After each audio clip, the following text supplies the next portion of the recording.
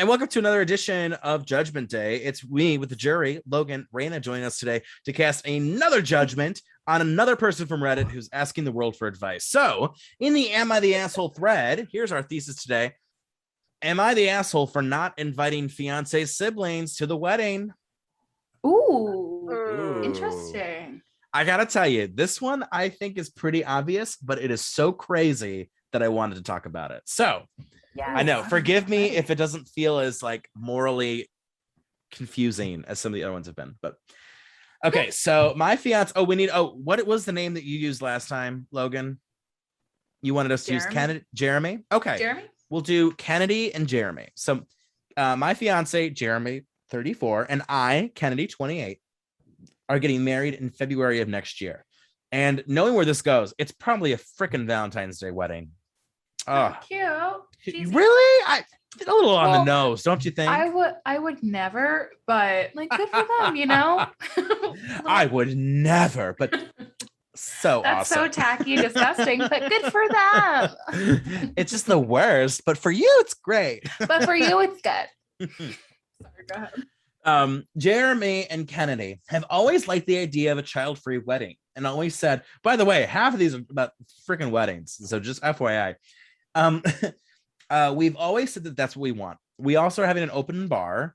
And while we don't plan on being slosh, we can't speak for others. So we just don't think it's the best environment for kids to be in. Plus, parents deserve a night of fun. I like how the way it's written implies that, like, oh my gosh, this wedding has an open bar, as if like 90% of them don't. Like, yeah, most weddings have people open are bars. going to be drinking. People are going to be able to have vodka at my wedding. Okay, here we go. Jeremy and Kennedy's first battle was choosing not to have my 7-year-old goddaughter as the flower girl because of our no child policy. Okay. All right. My sister was upset at first about her daughter being left out, but finally came around to the idea of a kid-free wedding. Now, my fiance comes from a large family and still has 6 siblings under the age of 18, with the age range between 16 and 9. Oh, wait, how old is Jeremy again? Jeremy is 34. Good for Jeremy's parents. That is rough for everybody. Jeremy said early on, if we are doing a child-free wedding, we are not making exceptions for anyone. However, when we told his parents the kids weren't invited, his kids' siblings weren't invited, they were quick to snap back and say we were out of line for not including the kids' siblings. We explained ourselves and explained how we wanted them to actually enjoy the night rather than worry about the kids all night. This is kind of a weird thing that she included here, but she says 2 of his siblings are tube fed and nonverbal and do not do good with crowds of people. So I'm not sure if she's implying that 2 of the kids have some sort of ability issue or what, but she just mentioned that, which I don't think really matters in the grand scheme of things here, but I'm reading her post. Jeremy's parents fought on insisting that they had to be there since they're family. They also brought up that his older sister, who just had a baby, needs to bring along her child, which once again, we said no. Oof. So Jeremy has an older sister who just has a baby, and they said no, she can't bring the baby. So Jeremy and Kennedy sent out invites and made sure to list 2 seats on his parents' invitation. Once again, we are at war and being told we are wrong. We've already told many other family members that no children are permitted, and we don't want to look like we are picking and choosing where kids can come. So are we the assholes here? And I'll add, she has an edit, so I'll add this here. Edit. Kennedy is seeing a lot of comments about inviting the kids to the ceremony and not the reception. And while that in a perfect world would be a great compromise, this is a destination wedding. Also, they do have their own care providers for their kids, and they've traveled with the care providers before when they did family vacations, or they just have the older kids help out. It sounds like they want to go the latter for this trip. So it's possible, but they're not having it. Ooh. Where do we start? Where do we start on this And one? you said there's a clear answer here? I think there's a clear answer. Okay. Ooh. I don't want to, I can start with what I think, but I don't want to taint the jury pool, but. Yeah, don't taint us. Oh. Raina, do you have any thoughts? Because Logan looks like she's about to have a heart attack on the call. Well, good for them for making it sticking with no kids, no kids means no kids. So that can be tough. I've been watching a lot of wedding planner TikToks for some reason. My algorithm is like so messed up. I don't know how my algorithm got there, but all these wedding planners tell me, be firm, make sure, RSVP if people are adjusting the RSVP kind of stuff. You need to like nip it in the bud type of stuff. But these two have issues from the jump. Like they do because of the flower girl thing. That was a huge red flag. But if you want child free, then you want child free. Some people are very hardcore about that kind of stuff. See, I think the addition of like the kids with the feeding tubes and the older kids usually help out. I think that adds on to the stress that bringing all of the kids would bring. Like Jeremy would be getting married and probably have to worry about his younger siblings, not just the ones who need the extra help, but all, however many there were, 5, 6, whatever. That's a lot of young people that he's going to be worrying about at this destination wedding when he's just trying to get married. So I mean, I agree with that. The only thing I'll say, like, destination throws a huge wrench in that. But the only thing I'll say about like accessibility as far as like disability, most people would have their situation figured out. Like, I'm speaking in a sense of, it's not the bride's responsibility to like worry about that, because I'm sure this family has it figured out. They have a routine, they have a life, they know how to handle the very specific things with their children. So her concerns are about things she doesn't know and she has no experience with. So, you know what I mean? Like, so that's just coming, her concerns are coming from just a place of not knowing. And I feel like, my uncle had Down syndrome and my brother has autism. So we were able to navigate that stuff and we learned how to deal with it. And it was tough, but it's also stuff that when you deal with disability, other people can have their own ideas and thoughts and judgments, but those families are very strong and they're very, they know what to do. So they have it figured out. Yeah, she might be overblown. That part might be overblown in her mind, which is why she felt the need to say that. But she just doesn't know. And some people don't. Makes sense. I mean, let me start by saying kid-free weddings are better. I mean, like, I think we're all on the same page. I just DJ'd the wedding I did this Saturday, a beautiful ceremony. And the kids, they had like, I think 20 nieces and nephews. It was so many. I mean, it was like the Duggar family of nieces and nephews. They were there for the ceremony, and then they were like Avatar: The Last Airbender. They were gone. I don't know where.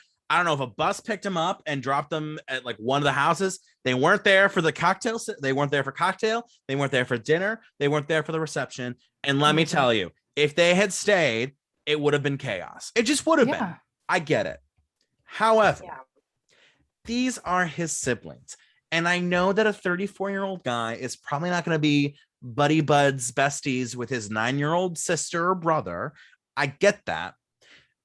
But it makes me just a little concerned that like you can't, like, I don't know, maybe you can't have a second wedding. Like you can't do the destination wedding. Maybe it's smaller and intimate. It's what you really want. And then you can't come back and have like a celebratory kind of thing with your family. I think that they would understand that. It just doesn't seem like there's enough compromise. And I think this is laying down so many problems that I don't think they care about or they're overlooking. And that's the big problem here, is that you're not inviting half his siblings. The parents are pissed at you. The other part of the fiance's family, they're going to be pissed. And this just sets a bad part of your marriage. I mean, who wants to be like, you know what? I really want my in-laws to hate me. No one is asking for that. At most you're like, please like me. Please like me. And I don't know. I mean, they could, here's the thing. It's their wedding. They could be flexible with that kid policy if they want to. It's not like someone's like, well, you know what? You two, you said no kids, so no kids are coming. And the sister, the older sister, who she's not invited because she has the kid she has to nurse. That again feels like, oh, that's a little icky to me. Like maybe he just doesn't like his family and he's just using this as an excuse just to or get them not to be there. She's a bridezilla, and I don't know. It does seem like they're mutual, though. I will say it does seem like they're both on board with this. So I don't know where to start. This one does feel pretty long. I have a judgment, though. I don't know if you two need to hash it out a little bit more in the jury box before we go to close the case. I just feel like there's so many layers that it's. See, you were so confident about this one. You're like, we're gonna get in, we're gonna get out. I'm like, oh, there's so much. You know what? I felt pretty strong about the jump, but it does seem like the things that you guys both brought up, I think, actually are excellent points that they made me reconsider. I'm still pretty sure where I land, but I have wavered a little bit. I think I have to go with you're the asshole. Mm-hmm. I think because again, they're not just random kids, they're his siblings. They are the people who are going to be with him throughout his whole life, probably, you know, like if they get along that well. It's not like they're nieces and nephews and someone's cousin's kid. It's their direct blood. They're there for you. So and they said that their caretaker or something that they've had for years has traveled with them before. Mm-hmm. Cool. Bring her. Like all's well. So I'm gonna say that, I'm gonna say they're the asshole. With a little bit of the parents are the asshole too. A little bit. Mm-hmm. Raina, what do you think? YTA. The asshole. YTBZ. You're the bridezilla. Oh, got her. Oh, sniped. It's so much to ask for somebody to deny for immediate family. Yeah. I don't think he has much to do with his 9-year-old brother sibling. But you know, that's their brother. They want to experience that too. This is what eloping is for, whatever. Just do your destination thing, come back, do whatever. You know, they don't have to, they can do both. You can have both. So you can still just have someone random officiate something up here, like, you know, back at home, to have the illusion of a ceremony to give everyone something. But I'm really interested in what Matt says, just because the wedding DJ angle, like. Well, I think this is definitely like a Marie Antoinette situation. They want to have their cake and eat it too, in the sense that they want to have this kid-free wedding. They want what they want, but then, you know, but then I don't want to be judged. I don't want to have to deal with the consequences of what I want. Wait, I'm so sorry. Maybe I'm just stupid. A Marie Antoinette, she said, let them eat cake, right? Oh, who said let them? I have my cake and let's eat it too. Someone, I thought it was, you know what? Was that her? No, you might be totally right. Maybe, I have no idea. Either she loves cake and she has many quotes about it, or it's a different thing. Or she I don't know. I don't know. I guess I attribute Anyway, it is kind of Marie Sorry, go ahead. In a weird way, it is very bourgeois to be like, well, here's what I want, and I don't want the consequences. Truth be told, I don't think the issue for me is, you know, I want to have a kid-free wedding. Yes, that is your right. But at the same time, you have consequences. And if you can't just shrug them off, you have to deal with them. You have to compromise. There's no compromise here. They're not saying, well, let's have a second ceremony at home. That'll be for the whole family. There's no acknowledgement of what the family is saying and reacting to. It's just like, well, that's just what it is.